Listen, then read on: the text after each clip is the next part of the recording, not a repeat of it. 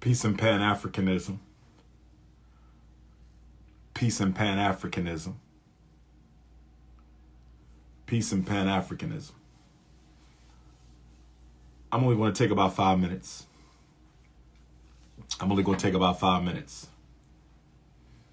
This is going to be brief. This is not an official Dr. Papa seminar, educational minute. This is just a hot token. A hot token. Somebody sent me a clip of a conversation between black men earlier today. Somebody sent me a clip of a conversation between black men earlier today.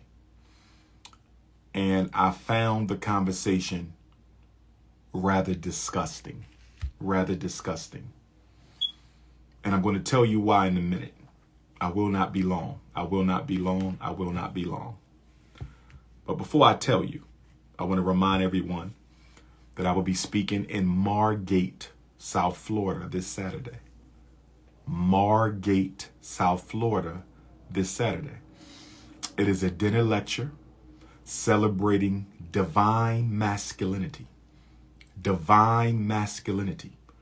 The occasion is the total solar eclipse. Total solar eclipse. The last one of this year. Shout out to all my Leos. Shout out to all my Lady Lions out there. Shout out to my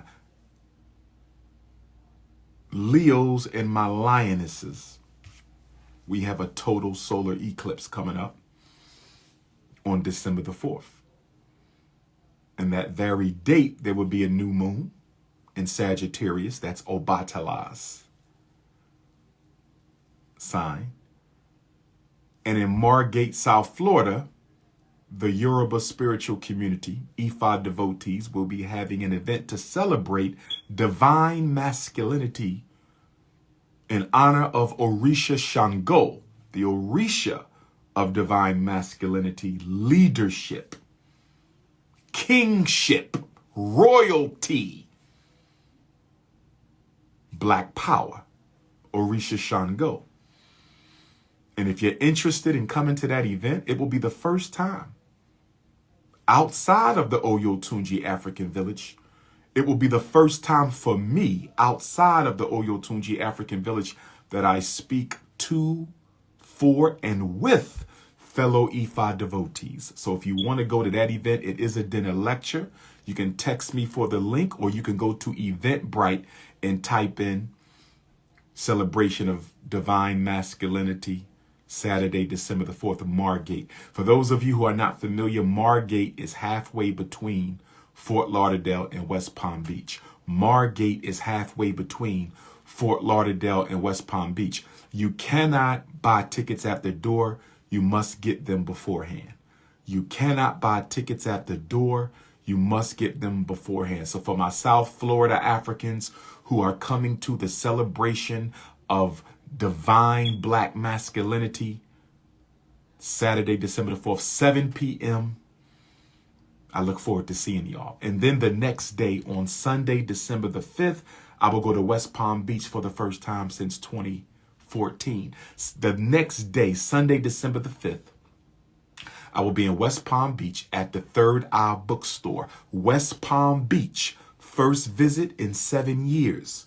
Third Eye Bookstore from 2 to 6, conscious community conversation and Black Parent Advocate book release, totally free, no tickets, no registration. And that will be from 2 to 6 on Sunday, December the 5th. So it's a Florida, South Florida doubleheader.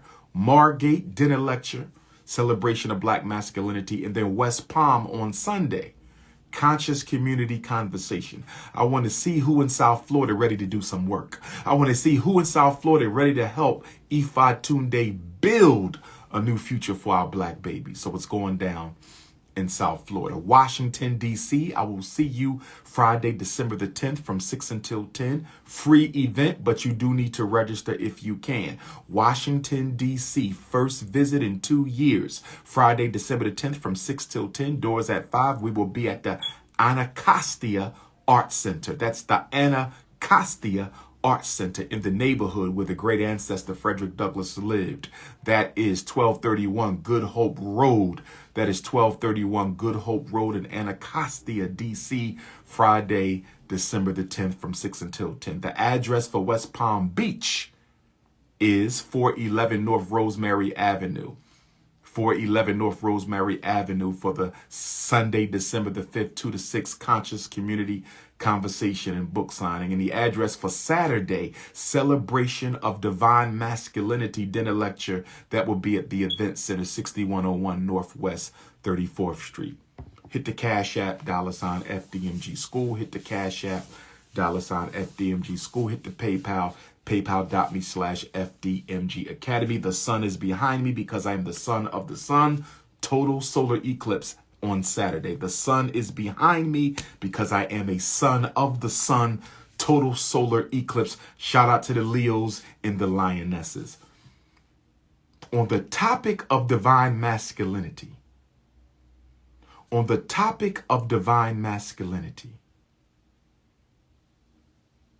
I heard a conversation between black men today that I found disturbing. The central thesis of the conversation, the grounding narrative of this conversation between beta males, as I will call them, was that if black women don't want black men marrying cave bunnies, if black women don't want black men marrying cave bunnies, then black women should stop black men from marrying cave bunnies by becoming better black women. Let me say this again. I'm not going to keep you, but I had to address this here. These Negroes said with a straight face that if black women don't want to lose black men to white women, cave bunnies, if the black woman doesn't want to lose the black man to a snow bunny, then she needs to become a better black woman, and she needs to get in between the black man and the white woman. I have a problem with that.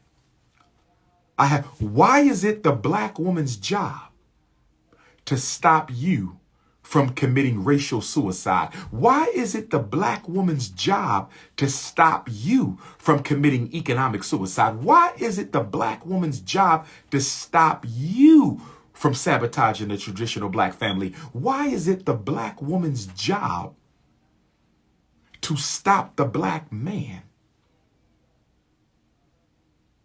from committing to a cave bunny? If I am for my people, if I am for my race, if I am for our children, if I am for our women, the black woman doesn't have to do anything for me to do right by my people.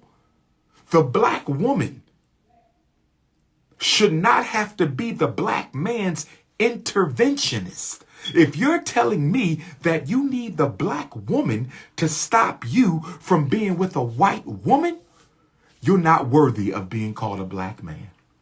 You're not worthy of being called a black man. If you're telling me that the black woman has to stop the black man from going to the white woman, you're not worthy of being called a black man. Yes, black women have problems. Black women have problems, yes. Black men have problems, yes. We as a people have problems, yes. But don't make her an excuse for why you hate yourself. Don't make the black woman an excuse for why you take your education, your income, your earnings, your wealth, your investments, your retirement. Don't make her the scapegoat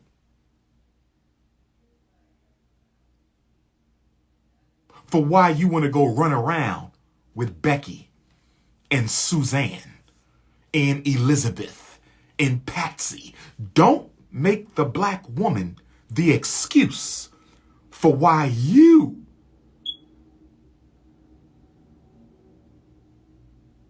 have jungle fever.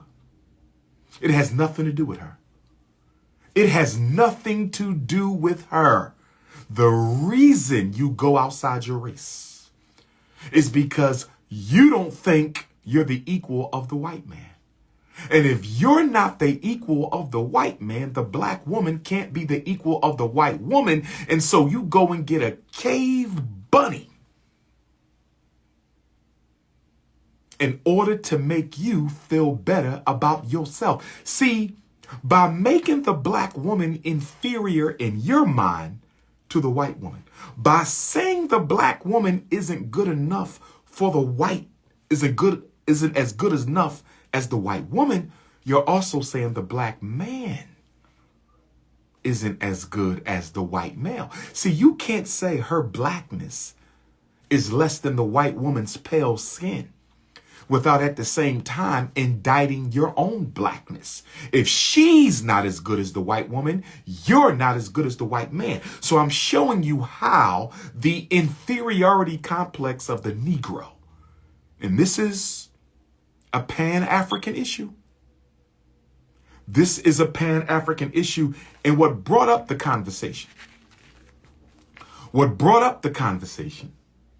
was the fact that we just lost a brother who was a top clothing designer, well-trained, well-educated brother.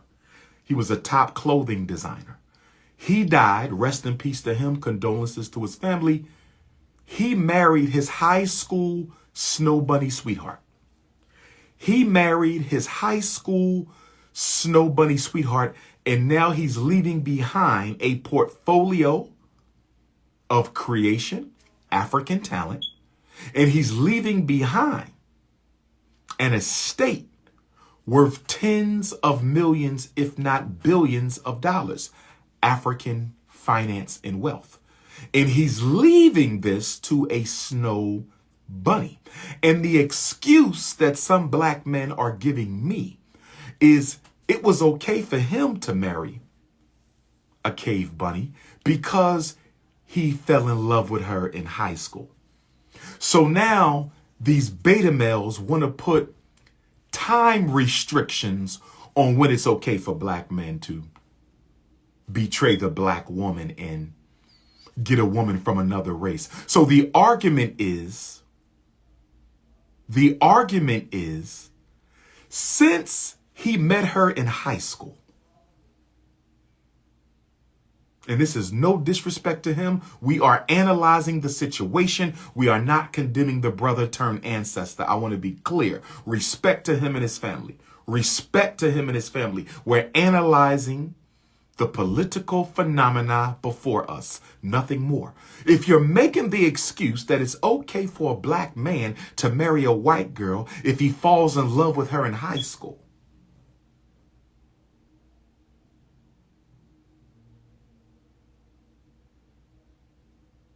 that's unacceptable to me, because he had no business being with her in high school, and I'll blame his parents for that.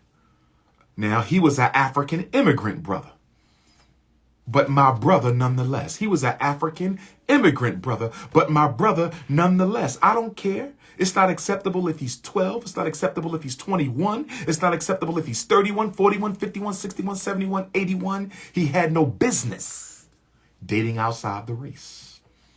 And see, this dialogue is so hurtful because as a race, we are fighting for our lives.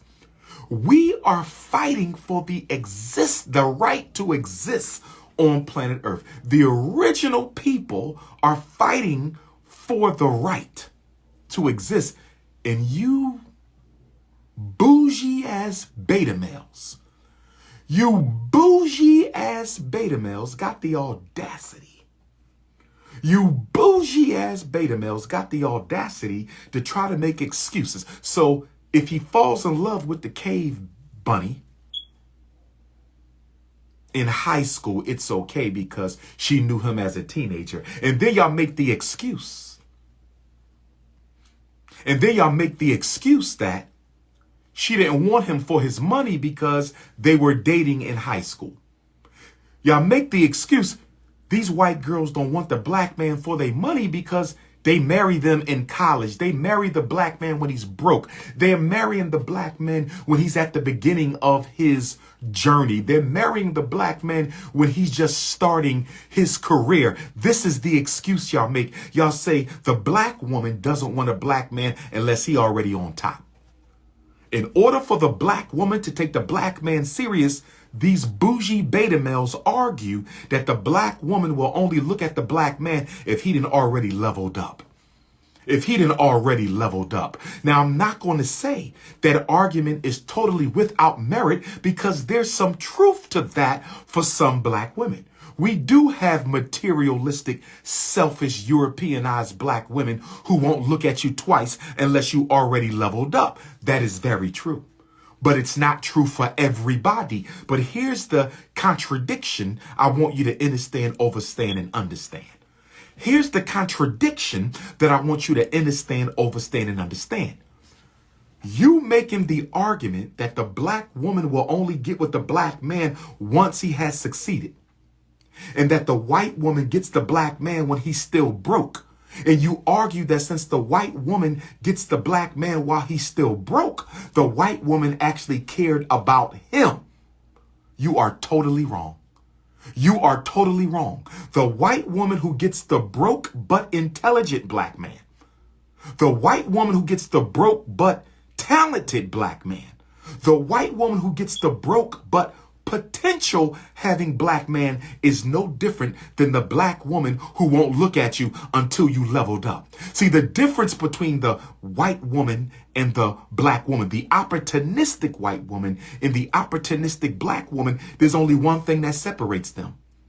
The only thing that separates the opportunistic white woman and the opportunistic black woman, the scheming white woman and those few black women who scheme, the only difference is the white woman knows how to pick out a good investment early and a black woman does not. I'm going to say it again. Let's understand, overstand, and understand. Let's understand, overstand, and understand. I'm going to say it again. The difference between the white female opportunist and the black female opportunist is the white female opportunist knows a good investment before she reaps a return. That's the only difference. The black woman doesn't understand investing. She only understands spending. And since she only understands spending, she won't see the potential. She won't see the greatness in the black man's schemes. She won't invest in it. She wants to see the final result. And that's why she loses out. The white woman will see his potential in high school. She will see his potential in college. She will see his potential in trade school. And the white woman will simply invest earlier. She goes along for the ride so she has more control over the prize. I'm going to say it again. I'm going to say it again. I said the white woman gets in early. She can pick her slaves early. She get them early when they're broke, and she goes along with the ride so she has greater control over the prize. That's the difference. That's the difference. That's the difference. The black woman, and I'm talking to my sisters out there. I'm talking to my sisters out there. You need to take a half a page out of the Snow Bunny's book. And black women need to start investing and selecting black men with potential early on. Because what happens is, before you meet the successful black man, the white woman had already snatched them up because she invested and selected in him early. So if the black woman doesn't start selecting her men before they become successful, I agree, she will lose them all. Because the white woman is a brilliant investor. She knows how to find. Look at the black athletes and look at how most of the black Division I athletes are already engaged to white girls before they go to the NFL. They're already engaged before they go to the NBA. They're already engaged to the white girl when they leave high school. So the white girl identified the black man in high school. She identified the black man as a freshman in college. The white woman is taught to recruit the Negro early. Invest in him so you have more ownership of him. The black woman doesn't do that. And I'm not categorizing all black women.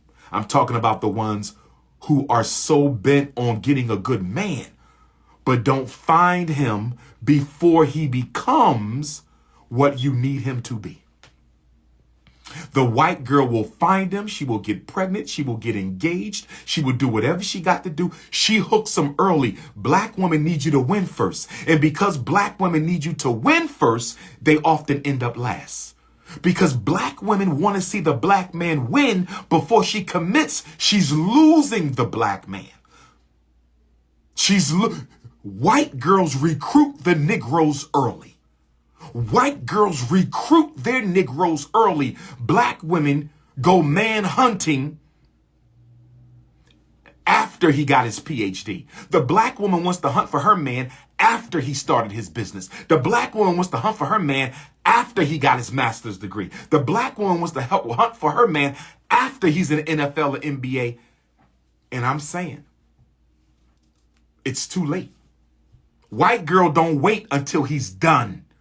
The white woman gets him when he begun. The white girl don't wait until he's done. The white girl gets him when he begun. The white girl don't wait until he's done. The black woman wants to wait until you're done climbing the mountain. The white girl don't wait until the black man's done climbing the mountain. She gets him as soon as he start going up the mountain. And black mothers got to do a better job. Black mothers got to do a better job of teaching black women, get with him when he's early and ride with him.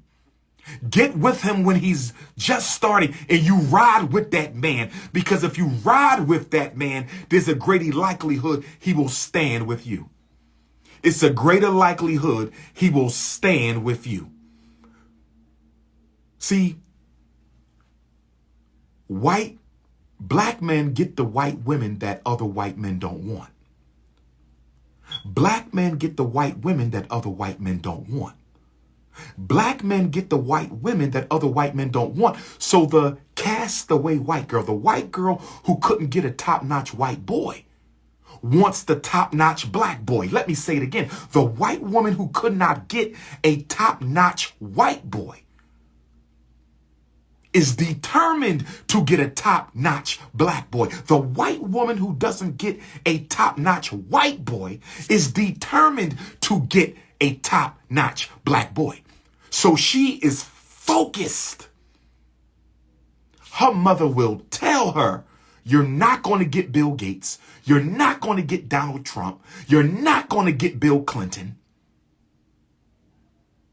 You're not going to get Mark Zuckerberg. You're not going to get them because you don't come from that background. Rich white men marry into money. They don't marry broke women. The only rich men who marry broke white girls are black rich men. The only rich men who marry broke white women are rich black men. Rich white men don't marry broke white women. So if you want a millionaire, you have to get a Negro. They teach their daughters, if you want a millionaire, you will have to get a Negro because rich white men don't marry poor white girls. So the poor white girl already knows that if she don't have the last name she needs to be successful, she has to go into the ghetto and get some new black rich money She has to get some politically uneducated Negro millionaire. See, the politically uneducated first generation Negro millionaire is the white woman's come up.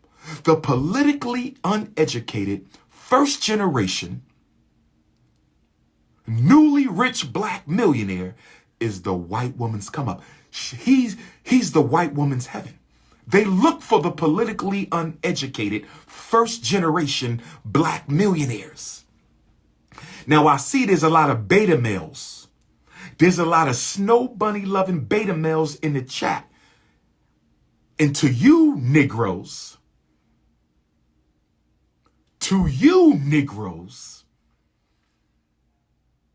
if you don't like the message, why do you keep tuning into the messenger? If you don't like the message, why do you keep tuning into the messenger?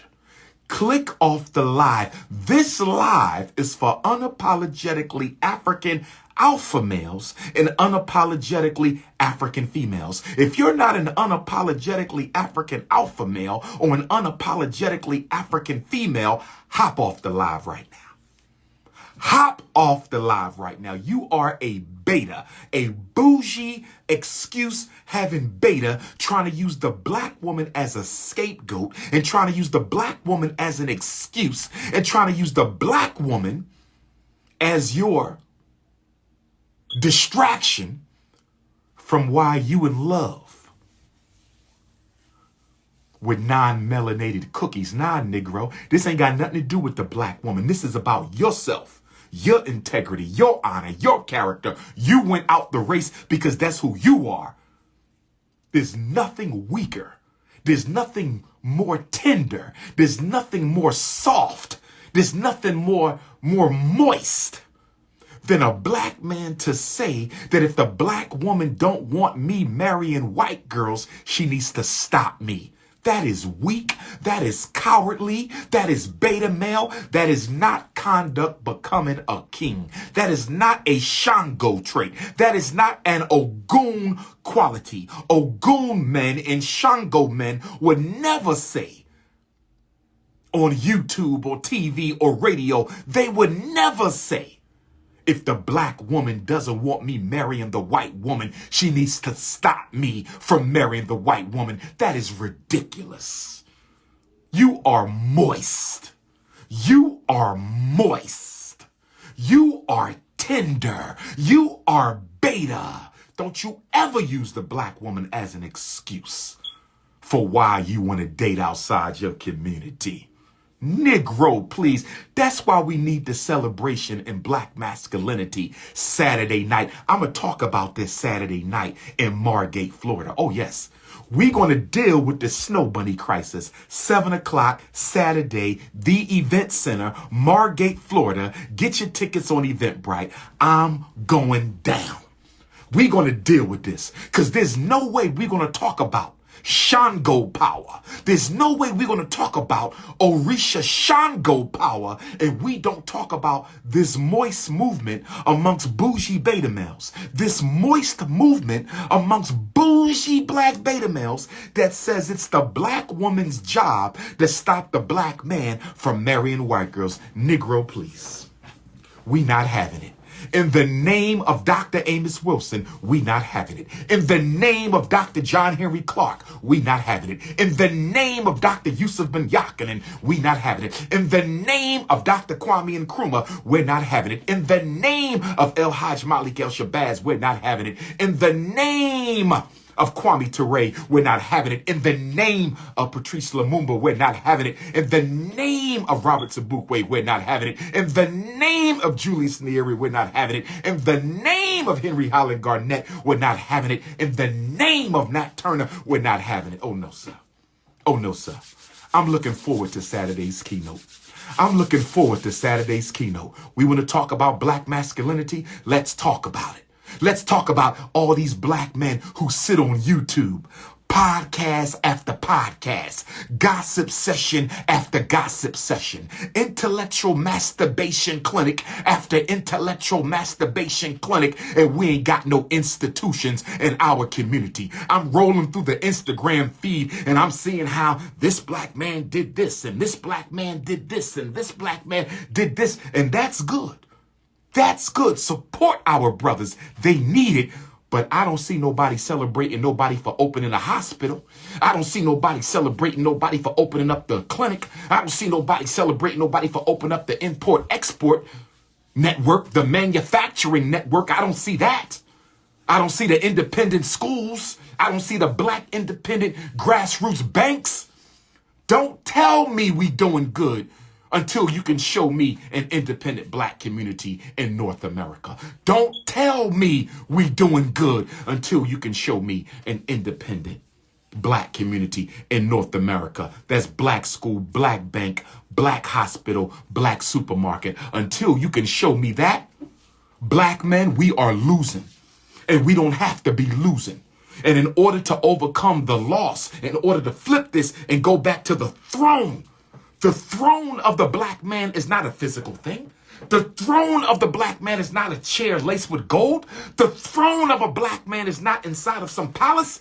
The throne of the black man is when you can sit at the seat of your community and say, my women don't have to go to another man for anything. My children don't have to go to another man for anything. My elders don't have to go to another man for anything. For us to be the God kings that we want to be. For us to be the God kings that we should be. For us to be the divine masculine beings that Olodumare created us to be. We have to be able to look out for the best interests of every member of our race. And until the black man, I don't care if he in Africa, I don't care if he in Canada, I don't care if he in London, I don't care if he in Brooklyn, Philly, Texas, DC, Maryland, Chicago, Detroit, Little Rock.